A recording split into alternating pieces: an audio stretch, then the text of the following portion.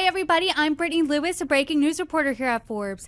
Joining me now is historian and professor at American University, Allan Lichtman. Allan, thanks so much for joining me once again. My great pleasure to be with you. It is an exciting day here.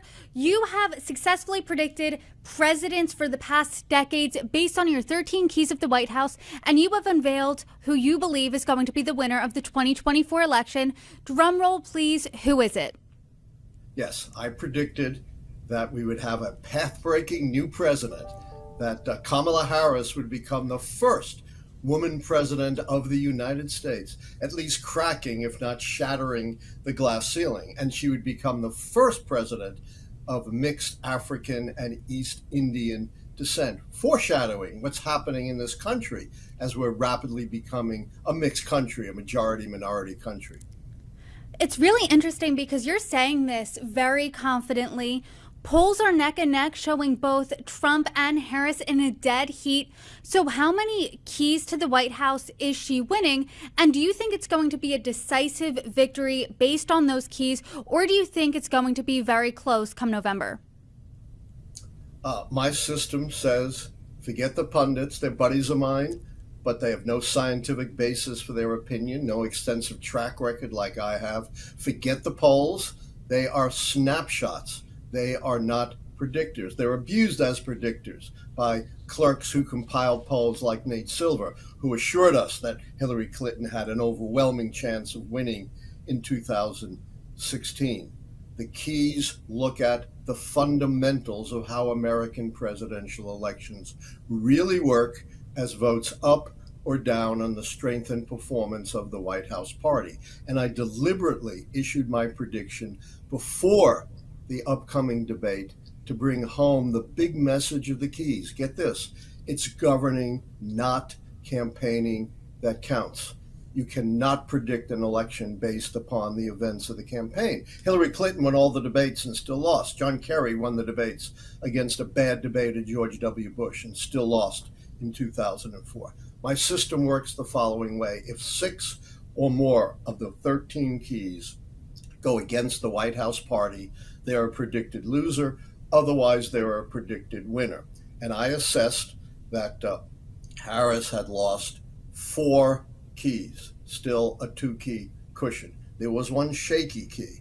I gave her, for the administration, a foreign policy success because it was Biden and Biden alone who put together the coalition of the West that stopped Putin from conquering Ukraine and then going after our NATO allies. This will go down as an historic achievement. But even if things went totally wrong in Ukraine, that would still only mean 5 negative keys, still 1 key short of what would be needed to predict a Harris win. I don't predict margins, but I do predict winners and losers. So my predictions are falsifiable. You can find me wrong. Unlike Nate Silver, who says, well, there's an overwhelmingly chance that Hillary Clinton would win. Then when she loses, he says, see, I told you there was a 20% plus chance she would lose. He can't be wrong. He can't be right. It has no meaning. Well, after the election, I hope you come back on and join us and discuss it, whether you are right or wrong. But are any of the keys still up in the air? Because I know when you announced for the New York Times, you said foreign policy, you couldn't really decide just yet. Yeah, the foreign policy success key is up in the air, and so is the failure key. Imagine, I don't think it's going to happen, but you never know that against all odds, Biden negotiates a ceasefire and a hostage release in the Middle East. But this idea of an October surprise is the biggest myth about American presidential election. My predictions before any such October surprise. For example, I made my prediction of a Trump win before the so-called Comey letter that reopened supposedly Clinton's email investigation, before the Access Hollywood tape that had Trump bragging about grabbing women by their private parts. Because the keys are the big picture of governance, they don't change easily. And there has never been a change, so-called October surprise, that has caused me to change my prediction. Let me say this. My predictions are very robust. Not only did they begin when I predicted Ronald Reagan's reelection in April 1982, nearly 3 years ahead of time, during what was then the worst recession since the Great Depression, when his approval ratings were down in the dumps. So I have a 40-year prediction record, but retrospectively, to develop the keys, I went all the way back to 1860, the election of Abraham Lincoln, when women didn't vote. African Americans were enslaved. We had no automobiles, no planes, no radio, no television. We were an agricultural society. So the keys have endured much greater changes in our society, in our economy, in our demography, in our politics than anything that's happened recently. But let me say, the keys are based on history. I'm not Speaker Mike Johnson who claims the Almighty talks to him. And it's always possible there could be something so cataclysmic and so unprecedented that 160 years pattern of history could be broken. But the point is, you never know ahead of time. You can only know afterwards, which is why I don't change my keys on the fly. In 2008, the critics said to me, "Oh, you got to change your keys. We have an African American running for the first time. America's not ready for an African American. Or we have a woman running, or we have a candidate bragging about grabbing women by their private parts." To change a model on the fly, particularly a model with 160 years of history behind it, is a recipe for error. So shy of a cataclysmic event, you're not changing your mind, you're not changing the keys in this race. The race is pretty much set in stone according to you. But I am most fascinated here about the economy keys, because there are two about the economy, and we are not in a recession based on the numbers. Based on voter sentiment, though, that is different. But voters are the ones going to cast their ballot in November. So why do you think voter sentiment doesn't matter when it comes to the economy? It's not what I think, it's what history proves. My short-term economic key says there was no recession in the election year, which there isn't. No chance we're going to have a recession in less than 2 months. This is a key that's been proven to work with the other keys to successfully predict 160 years of American political history. You can't base a prediction on the ephemeral polls, which change a lot. For example, for a long time, Trump was way ahead of both Biden and then at first Harris in what voters thought about who would best handle the economy. That's now changed. She's pretty much caught up, and it's within the margin of error. Look, if you want to base predictions on these ephemeral voter sentiment polls, go right ahead. I encourage it. Develop your own system. Of course, there is no such system that's ever been successful, but develop your own system. But if you want to use my keys, you've got to stick with how the keys are very carefully defined and how they've been answered for 160 years. Let's talk about that scandal key, too, because you're saying that there was no scandal in the Biden-Harris administration. Obviously, after President Biden's debate performance in June, there have been a lot of questions about his mental acuity. People were very upset about the chaotic withdrawal from Afghanistan. There's also been legal challenges with Hunter Biden, his son. So if those aren't scandals, what does qualify for a scandal? When was the last time a White House had a scandal that you checked off the box, yes, for your keys? Trump clearly had multiple scandals with bipartisan recognition of wrongdoing. He was criticized by members of his own party like Mitt Romney, Adam Kinzinger, Liz Cheney, all conservatives. But again, you've got to stick with how the key is defined. It's got to be corruption directly implicating the president. Republicans tried for 4 years to pin a scandal on Biden and have come up empty. Their so-called smoking gun witness, Mr. Smirnoff, was arrested by the FBI for lying about Biden and spreading Russian propaganda. And the definition of the keys excludes specifically anything involving the president's family, the son, Hunter Biden, or under Jimmy Carter, his reprobate brother, Billy Carter. None of that counts. So you've got to stick to how the keys are defined. And we saw Trump in the debate repeating the lie about, Biden accepting bribes in Ukraine. There was no evidence of scandal and certainly not a hint of any bipartisan recognition of scandal. I feel really lucky. I've had the opportunity to speak with you a few times this summer, leading up to the election, and we spoke after the debate, and you said Democrats' best chance of winning was if President Biden stayed in the race, he didn't drop out. Obviously, as things panned out in the past 2 months, President Biden did drop out. Vice President Harris did become the nominee.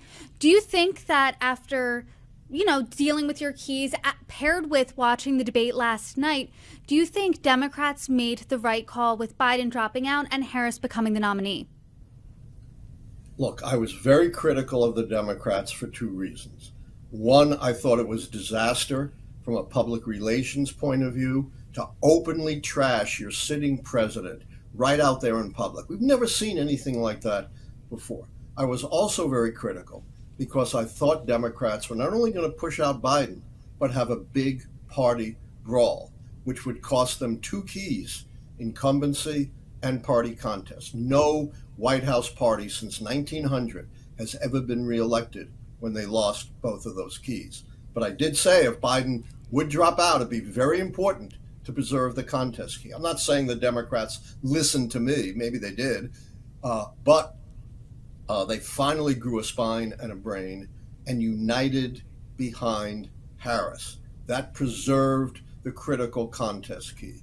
That means, and the keys took all this into account, they only lost one key, not fatal, by Biden withdrawing. Plus, it turns out Harris may have had a positive effect on two other keys. The third party key.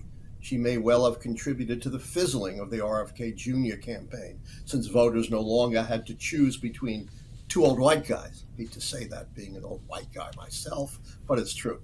Plus, I think she had a positive effect on the social unrest key, on dampening protest, since Biden, the target, was no longer front and center. So the keys totally took into account the transition.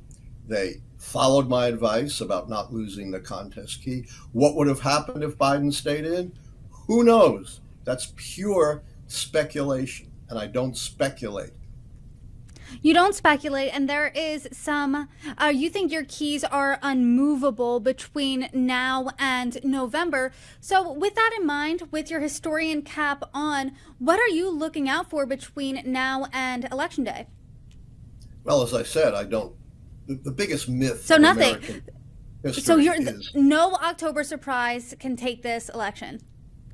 the biggest myth in American history is the October surprise. I've always made my predictions before then and never changed them. I didn't change them when the Access Hollywood tape came out and so many pundits were writing off Trump.